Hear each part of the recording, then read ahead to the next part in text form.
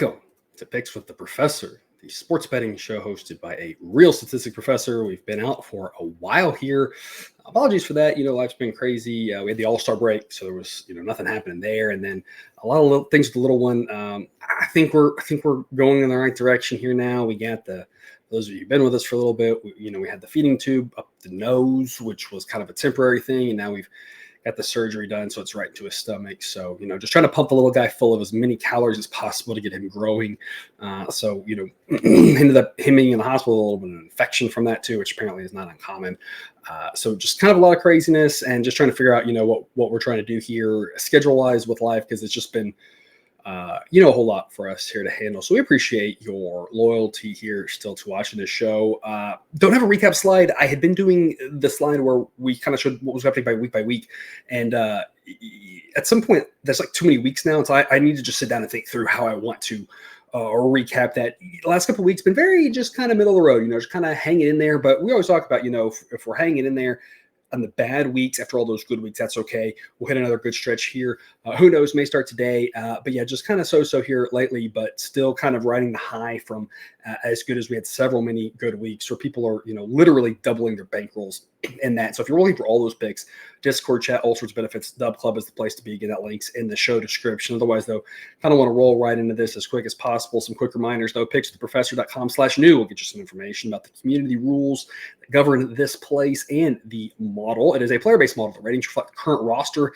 That really matters here as of, with trade season happening. 2 moves already, which we'll discuss here in Study Hall when I discuss every single game. And again, you can get the version of that show over on Dub Club. The average grade is 100. That holds for players and teams. Higher implies more runs. So pitching, you're going to be lower, hitting, you're going to be higher. We are projecting an average game. I do not know what's going to happen in one game.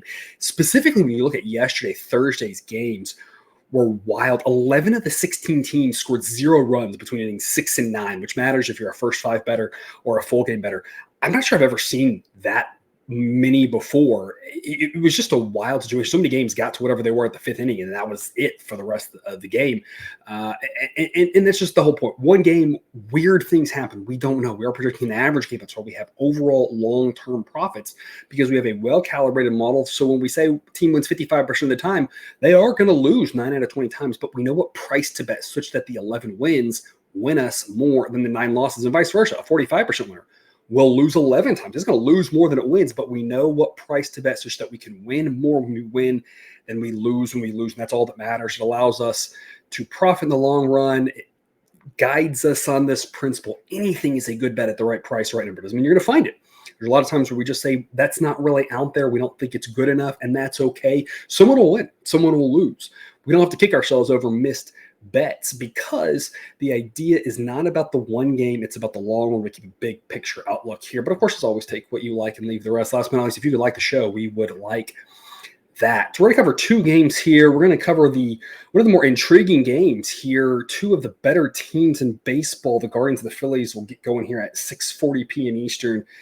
Going to be a slightly warmer night in Philadelphia. Going to be a little bit of a boost to runs because of that. We're talking low 80s to start, upper 70s to close, slight breeze in, but the warmer temperature is going to probably override that slight breeze in a little bit more. Again, slight boost to runs.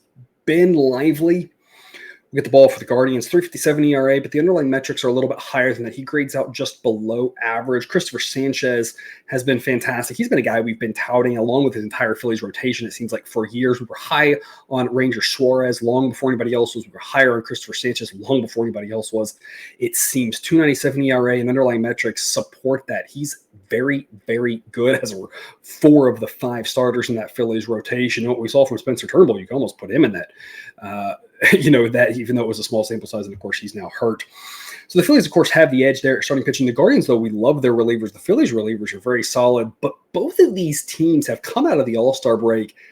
And I don't know about you, viewer, but I've been very confused by both of these teams. We talk about sometimes coming out of the break a little foggy for the first few days, week and a half, maybe through trade deadline season where people's brains are in weird places. They just came off of seeing their families.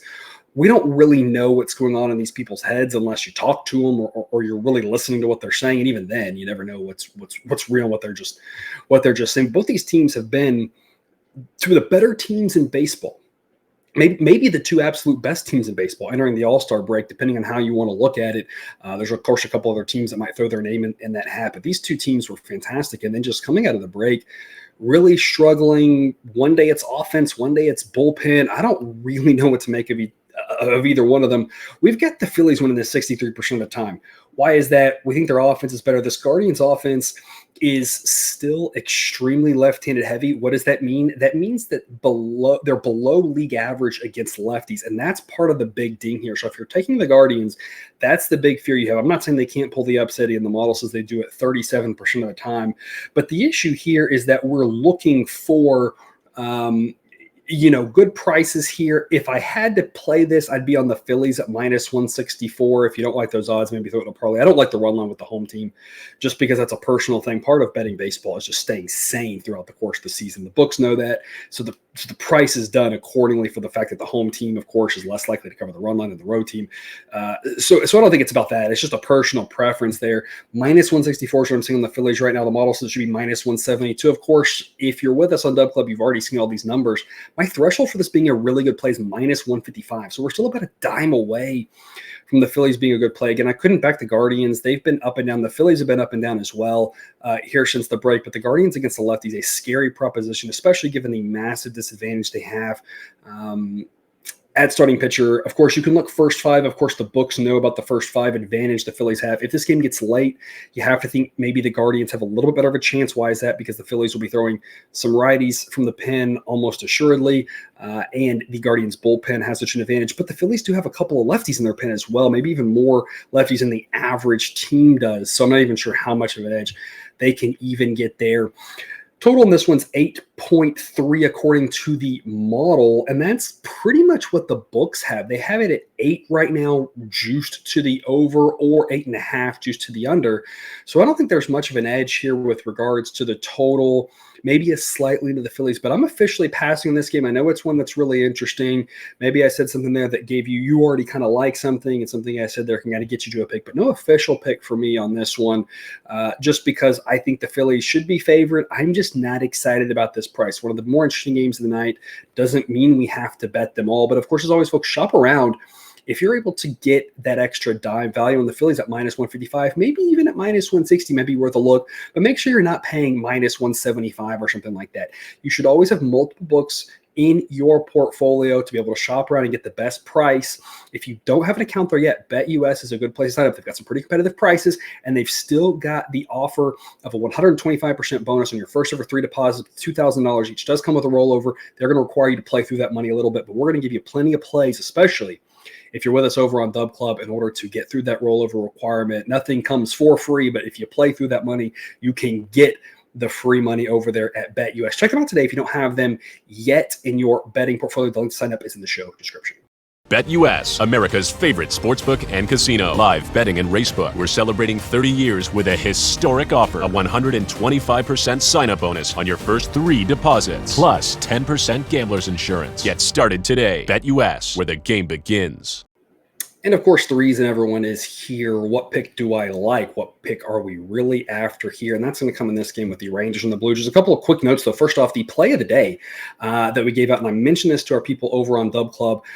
One of the weaker plays of the day, I think the play of the day might be undefeated since the All-Star break. It may have one loss. It's been doing really well. But I told people this last night. There are just a lot of plays. We got, I think, 16 plays so far here today.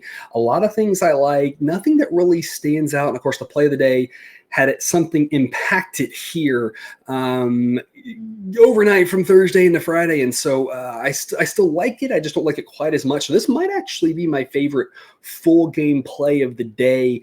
Now there's a total that I really like that we'll talk about that in a second. And there's 2 first fives, maybe even 3 that really jumped out at me that I like as well. But for a full game pick, this might actually turn out to now be my favorite of the day. We're going to be on the Blue Jays here. We locked this in at -120 last night on Dub Club. It's still at -122 right now. So still a fairly good price. Our threshold for playing this is -128 or better. That's the mathematical output. -130 or better is probably sufficient. The model says it'd be Blue Jays -142. The Blue Jays are home. Why are they favored? Offensively, and look, we've talked about this a lot on Discord.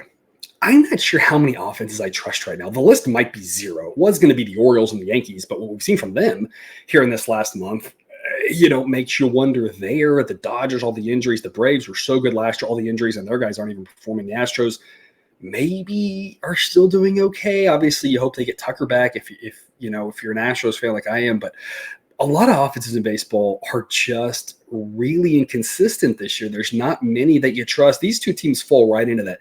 They've got some talent. They're ranking right now pretty much in the middle of the pack, but they've really been inconsistent. There's stretches where either one of these offenses look good and there's stretches where they look terrible. So offensively, I'm just going to say I don't really know. We'll call it a wash because it's kind of hard to say. But what I will say is this that matters about the offenses. While they're both inconsistent, check this out, folks. The Rangers are pretty left-handed heavy, facing a lefty in Kikuchi. That drops their rating against lefties onto a 97. That's below league average. Jays, as we've been talking about, nothing has really changed. They might be a little bit less extreme, but they're still very right-handed heavy. That's been a thing for the last several years. What does that mean? They're going to do better against lefties. Against lefties, their rating jumps to a 112.